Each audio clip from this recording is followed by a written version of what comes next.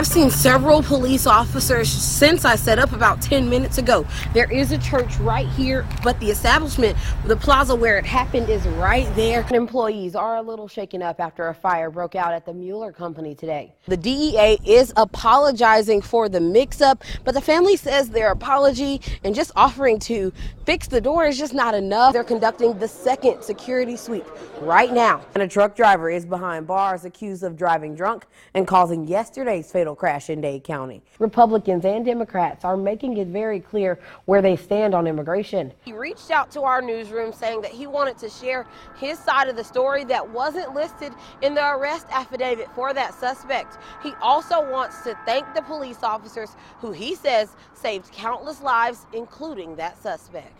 One including a tractor trailer, and GSP told me that they've worked several already today. Details are coming out of Memphis tonight as police search for a possible serial rapist. Moments before the show, we did learn that that truck hit a vehicle that had two other people in it. When they arrived, they say that they saw heavy smoke and fire coming from the back of that home. This officer did not know this family, but he was familiar to them because this is the community that this officer has served in for almost 18 years. He felt that this hearing was expedited and it set a precedent for future cases, implying that Justin Whaley didn't have to play by the rules.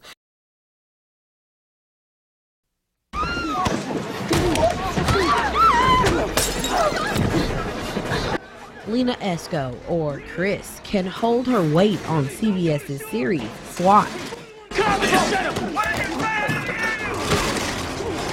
When it gets to the point where you actually have to go to the door, it's pretty intense, you know. But the good thing is you have a great group of individuals that we train with all the time, so it's a cohesive team, and we know how each other's going to react. Once I got into the academy, being the only female in my academy, I realized that I could compete with the boys. So I followed through in the profession, found that an adrenaline junkie like myself enjoyed the excitement of doing the job, but more than anything, I really loved the ability to help people in some pretty tough situations. Tough situations that neither Captain Jerry Sutton or SWAT Lieutenant Heather Williams shy away from. It hasn't always been this way, that you have women in leadership within the Chattanooga Police Department and women represented in roles like this.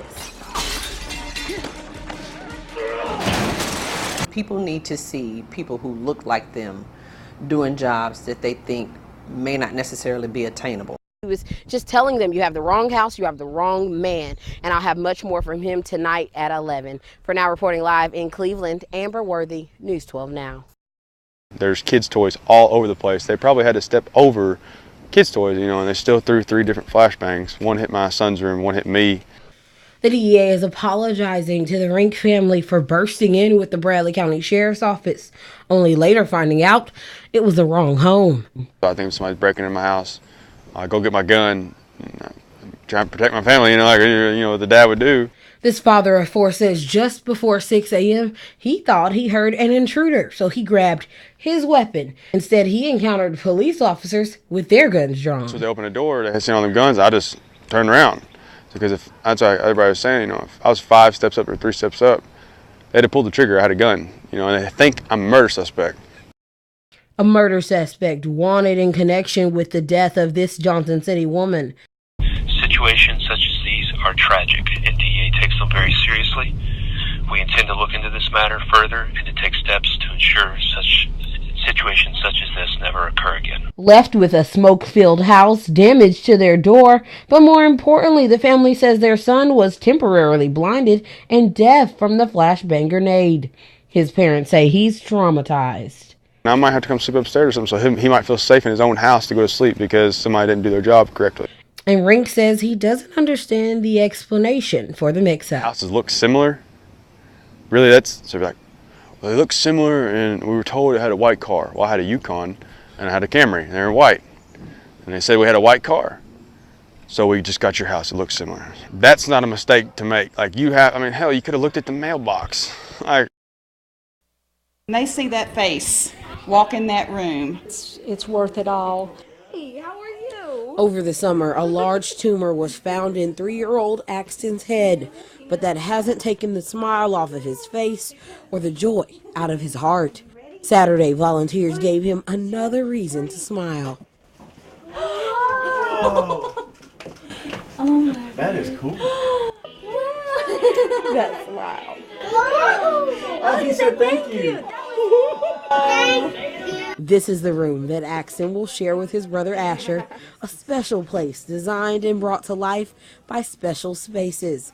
This is an organization that has renovated 1,000 rooms for children like Axton. That's cool. The fire truck theme was perfect because the family has received so much support from its church, community, and first responders all over the area. Plus, the kids' show Paw Patrol is one of Axton's favorites too. This restored fire hose, actual fireman's helmet, and hand-painted mural that doubles as a puzzle are just a few additions to Axton's special space. So I do all the murals on the walls, and I do it because it needs to be done.